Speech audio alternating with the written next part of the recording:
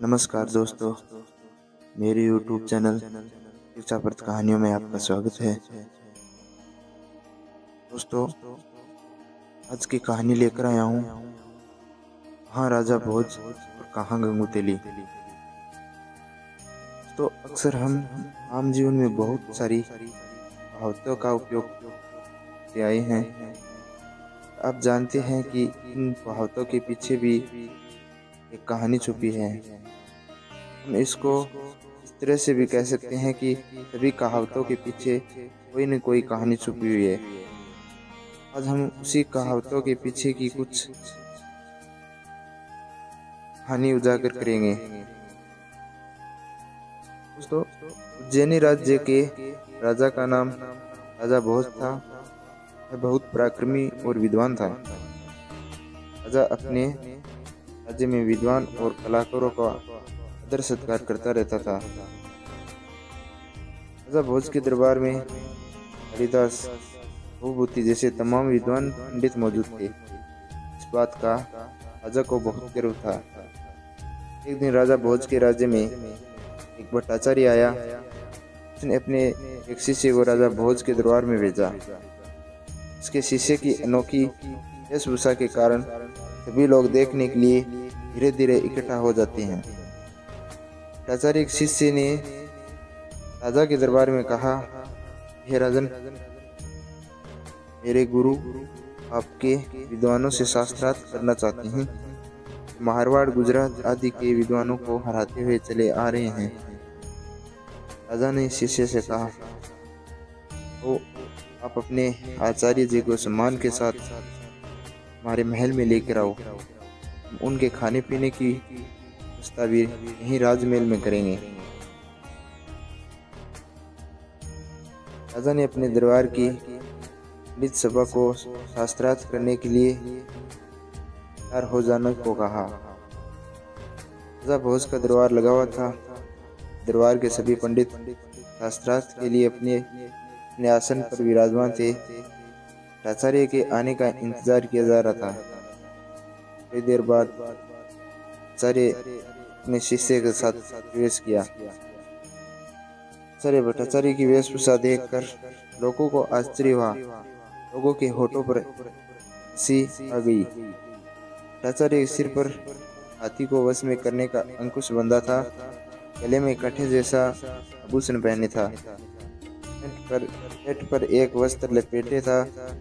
मुंह में एक तिनका दबाए हुए था। उसके शिष्य के हाथ में एक कुदाल था। राजा भोज अपने आसन से उठे और भट्टाचार्य को आसन पर विराजमान होने को बोले और अपने आसन पर बैठ गए। शास्त्रार्थ आरंभ हुआ। राजा भोज के राज्य के विद्वान एक एक करके हार गए।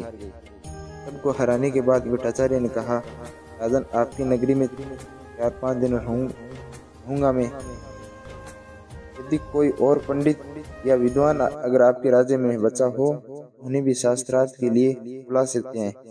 इतना बोलकर भट्टाचार्य अपने शिष्य के साथ राज्यसभा से उठकर वहां से चले गए।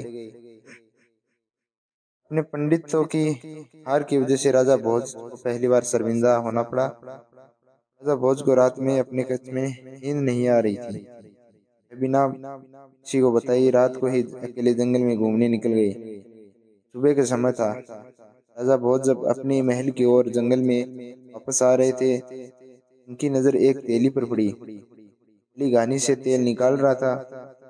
भोज उसे तेल निकालता कुछ देर चुपचाप देख रहे थे, क्योंकि उसका एक आंख नहीं था, वह काना था, परंतु उसका शरीर सुडौल और चेहरे पर तेज दिख रहा था, जिससे वह बहुत बुद्धिमान दिख रहा था। राजा भोज उसके पास गए और बोले, तुम्हारा नाम क्या है? तेली राजा भोज को देखकर प्रणाम किया और बोले, मेरा नाम गंगू है। गंगू की हालत देखते हुए राजा भोज ने कहा, घबराओ मत, मैं राजा भोज हूँ। मेरे साथ मेरे दरबार में चलकर एक व्यक्ति से बात कर सकते हो? गंगू ने कहा, महाराज, मैं आपकी आज्ञा कैसे टाल सकता हूँ? और गंगू महाराज के साथ महल चलाया। राजा भोज ने रास्ते में गंगू को भट्टाचार्य के बारे में सारी बातें बता दी और उसे क्या करना है यह भी अच्छे से समझा दिया। महल आते ही गंगू को अच्छे कपड़े और जूते पहना दिए। गले में मोतियों का हार और सोने के आभूषण भी पहनने को दिए गया। गंगू इन कपड़ों में बहुत ही सुंदर लग रहा था। राजा भोज उसके दरबार में अकेले चले आए। दरबार लगी हुई थी। थोड़ी देर बाद गंगू भी दरबार में आया। गंगू को आते देख राजा अपने आसन से खड़े हो गए। राजा को खड़ा होता देख दरबार में उपस्थित तमाम लोग खड़े हो गए। राजा भोज ने गंगू को भट्टाचार्य के पास बैठने को बोला और शास्त्रार्थ आरंभ करने को बोले। शास्त्रार्थ आरंभ होते ही भट्टाचार्य ने गंगू को सर से पैर तक देखा। भट्टाचार्य ने सोचा आज पंडितों को मूक शैली का प्रदर्शन करके दिखाते हैं। यह सोचते ही भट्टाचार्य ने गंगू की तरफ अपनी एक उंगली उठाई। गंगू को लगा भट्टाचार्य बोल रहा है, मैं तुम्हारी बची हुई है आंख भी फोड़ दूंगा। यह सोचते ही गंगू को भट्टाचार्य पर गुस्सा आ गया। गंगू ने फिर भट्टाचार्य की ओर दो उंगलियां सामने करते हुए मन ही मन बोला, मैं तुम्हारी दोनों आंख फोड़ दूंगा। यह देखकर भट्टाचार्य दंग रह गए। उसकी सोच थी जगत में एक ही शक्ति है, लेकिन गंगू ने कहा दो है, शिव के साथ शक्ति भी, इसलिए दो उंगलियां सही है। उसके बाद भट्टाचार्य ने अपना खुला पंजा उसकी ओर दिखाया। गंगू को वह फिर से गुस्से में तमतमा गया। उसने सोचा कि वह बोल रहा है मुझे थप्पड़ मारेगा। गंगू ने अपना मुट्ठी बंद कर भट्टाचार्य की ओर इशारा करते हुए मन ही मन बोला, क्या मुझे थप्पड़ मारेगा? मैं तेरे मुंह का जबड़ा एक गुस्से में तोड़ दूंगा। यह देख भट्टाचार्य के चेहरे पर हवाइयां उड़ने लगी। भट्टाचार्य ने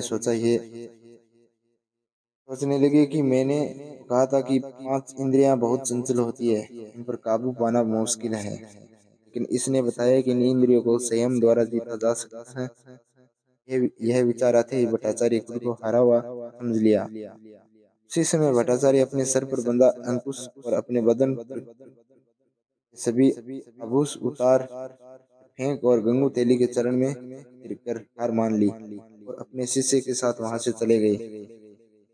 भट्टाचार्य के दरबार से जाते ही खुशी का माहौल हो गया। राजा भोज उठे और गंगू को अपनी बाहों में भर लिया। इतना नहीं, राजा भोज ने गंगू को अपने बराबर सिंहासन बैठाया। राजा भोज की पंडित सभा ने भी गंगू को बहुत सम्मान दिया। राजा भोज ने हमेशा के लिए गंगू तेली को अपने दरबार में जगह दे दी। कुछ दिन बीतने के बाद राजा भोज को लगा कि गंगू तेली की बुद्धि बहुत तेज है। आए दिन राजकाज में गंगू तेली की राय लेने लगे। दोनों में इतना प्यार और स्नेह बढ़ गया कि राजा ने अपने महल के पास ही गंगू तेली की रहने के लिए एक भवन बनवा दिया। बाद में सबको पता चल गया कि यह बुद्धिमानी व्यक्ति कोई और नहीं है, इसी राज्य में रहने वाला एक तेली है। राजा भोज और गंगू तेली जब नगर में साथ निकलते उनको संग देखकर नगर के लोग कहते, कहाँ राजा भोज और कहाँ गंगू तेली, आज दोनों साथ साथ रहते हैं। धन्यवाद दोस्तों मेरे चैनल पर अगर आपको कहानी अच्छी लगती है तो आप मेरे चैनल को सब्सक्राइब करके बेल आइकन को दबाइए और कमेंट करके जरूर बताइए और ज़्यादा से ज़्यादा लाइक व शेयर करें। धन्यवाद।